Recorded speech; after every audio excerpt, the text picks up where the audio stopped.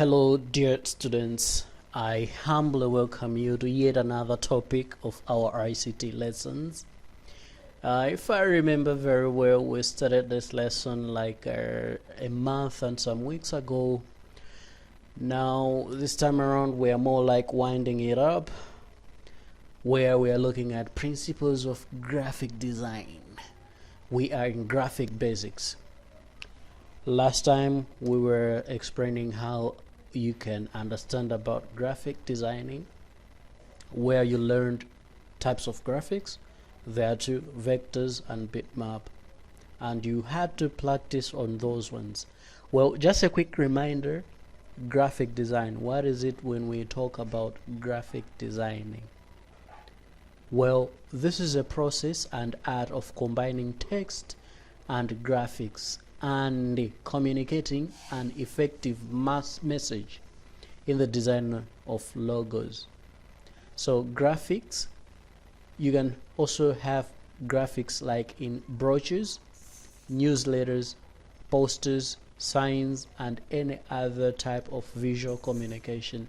So yeah, when we are talking of graphic design, it's either we are talking about desktop publishing or newsletters, brochures, posters, signs, even cards, and any other type of design. The main agenda is that you want to communicate visually with your people or audience. So it's not all about Photoshop, Paint, CorelDRAW, but you can also interact with other programs that can work with graphics. For example, PowerPoint. If you are a good graphic designer, you can also interact with this program to work with more visual effects. Now, building blocks of graphic designing. In these key elements, we are sharing ideas how we can build blocks of graphic designing. So at the end of this lesson, you will learn how, or you will learn some elements in graphic designing. How can you build these blocks? Well, we have 5 elements of them. We have shapes, mass, texture, and color are also elements when you're building blocks in desktop publishing or graphic designing. Furthermore, let's look each by looking at one of them. Let's begin with the lines. Sometimes a designer uses a line alone to divide or unite elements on a page. You can use lines to divide or unite elements on a page. I'm going to open my Photoshop to show you what I mean by that. But furthermore, while waiting for the program to open, let's see how we can best interact with that. So we are saying sometimes a designer uses a line alone to divide or unite elements on a page. Well, further in this topic, we are going to share ideas on how we can use rules in graphics. There is something that is known as rules of the thirds. Rules of the thirds, you can separate your work area to design it quite more effectively. Let's see by looking at the program how we can interact with it best. Now, lines can denote features that you can have in your graphic resolution.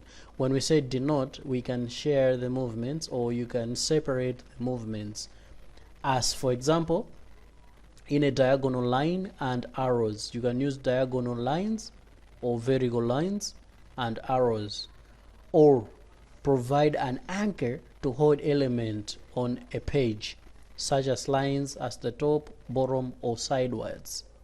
Okay, let's see what we can have in our program. We'll hit the same work, or let me use a new work area, and this time around I'll choose the default clipboard After that, let's zoom it a little bit and use the arrows to separate the screen.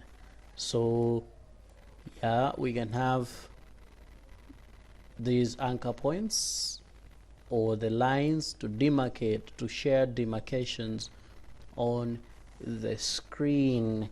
Now further, we're saying lines can denote directions or movements.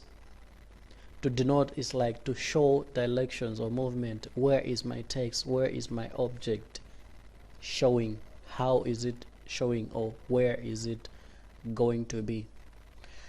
In this scenario, let's see how lines are denoted. We have this beautiful picture as an example. It's illustrated either lines or text elements.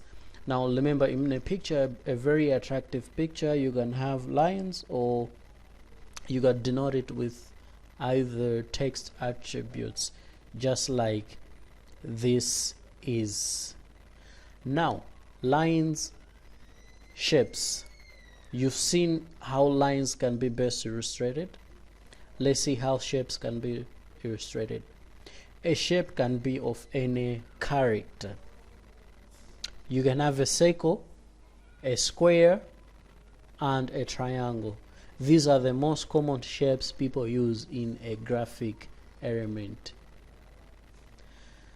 Perhaps the most familiar shapes to a desktop publishing is the square and a rectangle. Paper is a rectangle. Most text blocks are square or rectangular in their shape sizing.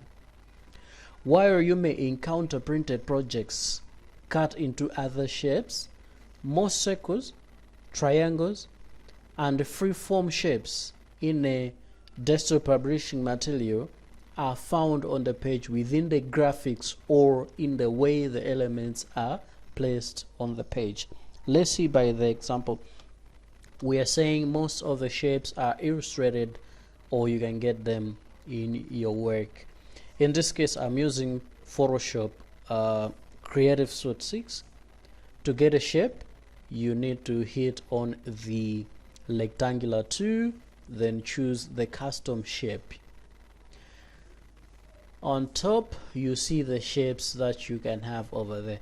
If you hit the setting, for example, I want the flames, then I'll choose append. The frames will be listed just at the bottom of my shape tab.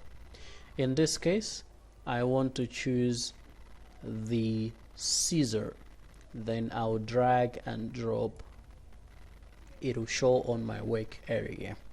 So just like I've illustrated, there are many shapes that you can use, of which most of the common shapes that I use are illustrated, rectangles, triangles, and even circles.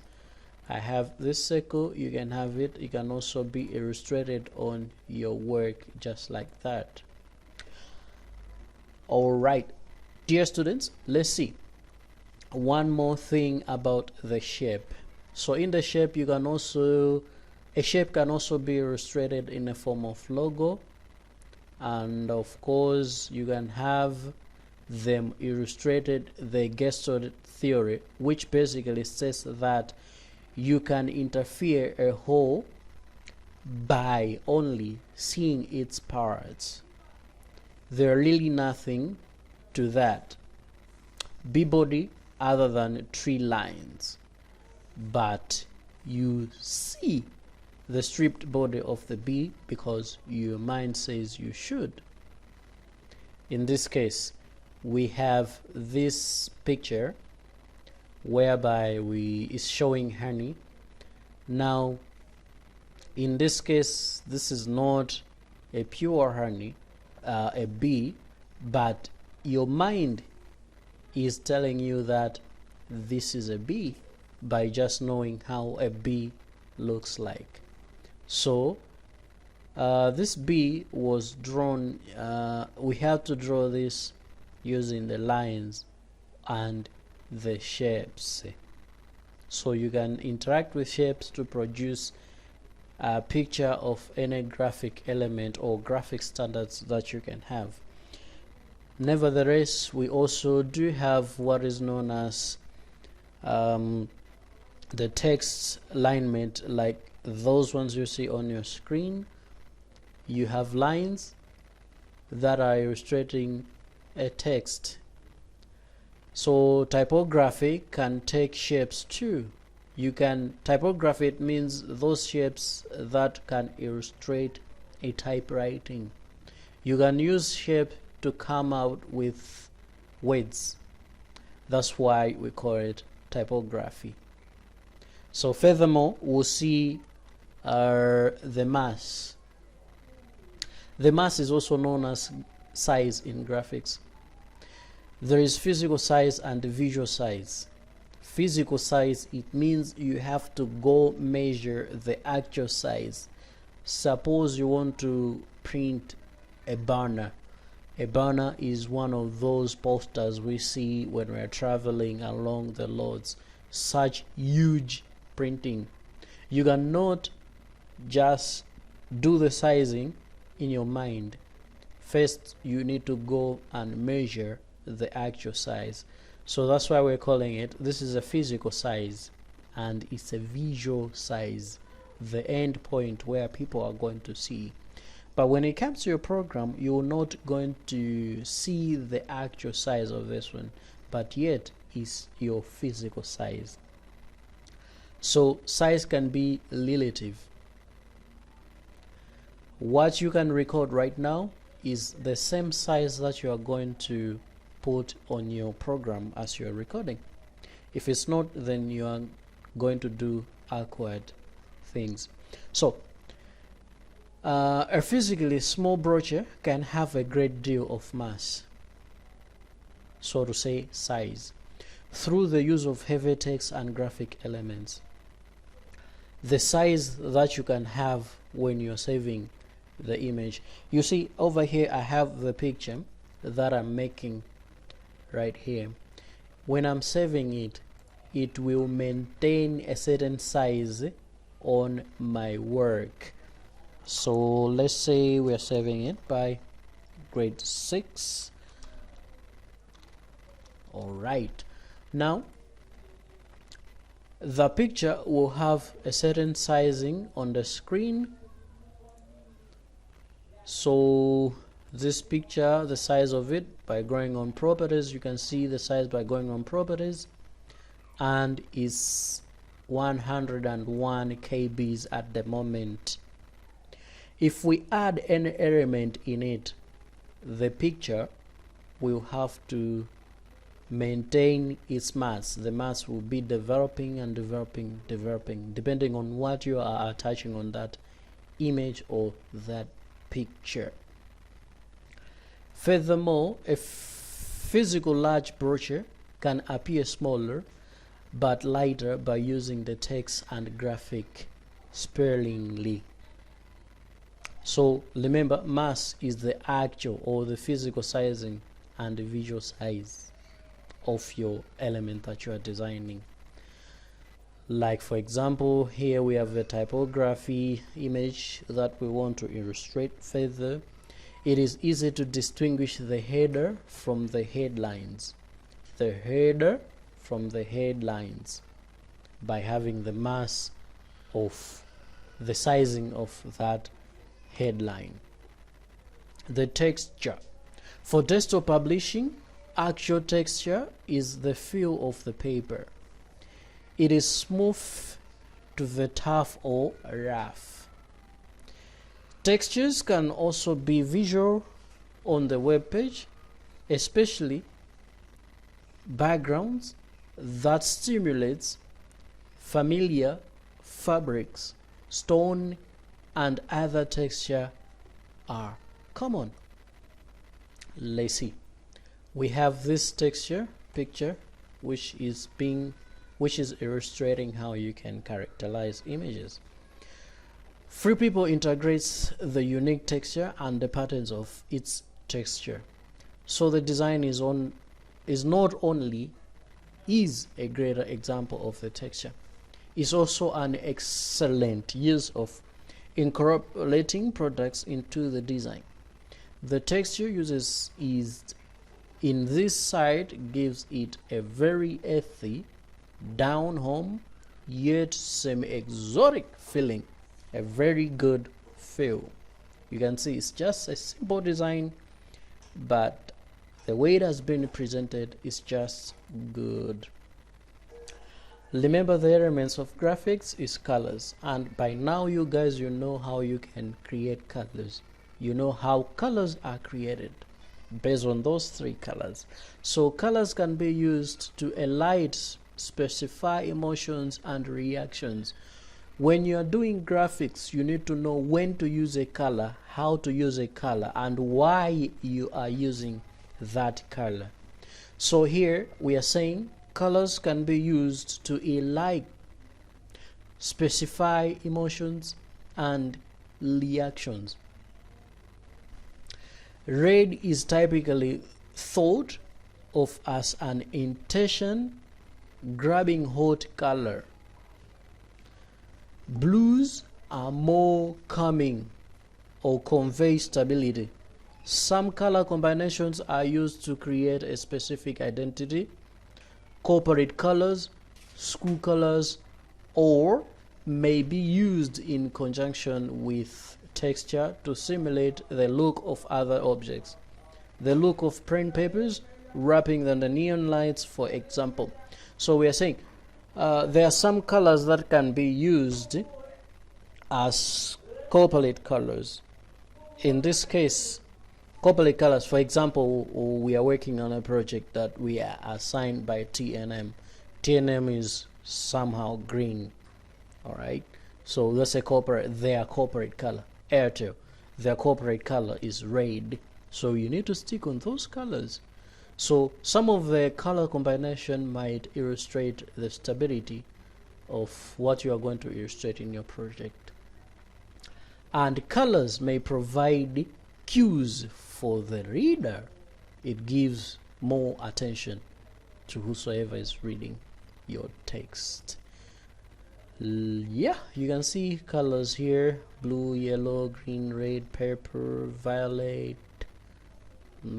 So colors hold the most critical appeal to emotions out of all elements in design. Colors are most important. Colors are unique. So there are such kind of colors you can use, like complementary colors. You can also have analog colors. We do have the triad colors. Furthermore, we also have other attributes or why you can use the colors in your work. So this packaging uses the colors orange and green. Two pieces of triad. Purple would be the other one. So you can see this corporate, it's using green and those other colors that can be illustrated.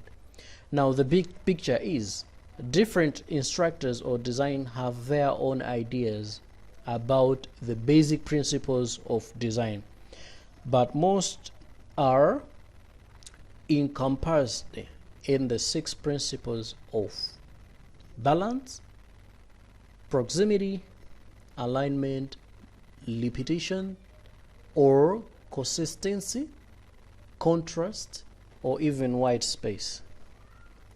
Further, when we are balancing the color or balancing whatever the attributes that we can have in our work area, primarily there are 3 types of balance in the design: symmetrical, asymmetrical, radial. Additionally, we'll discuss there are rules of the thirds, the visual centered of the page, the use of grids. So I will attach this documentary so that you can read and understand at home. Questions or assignments will follow. Thanks for watching and bye for now.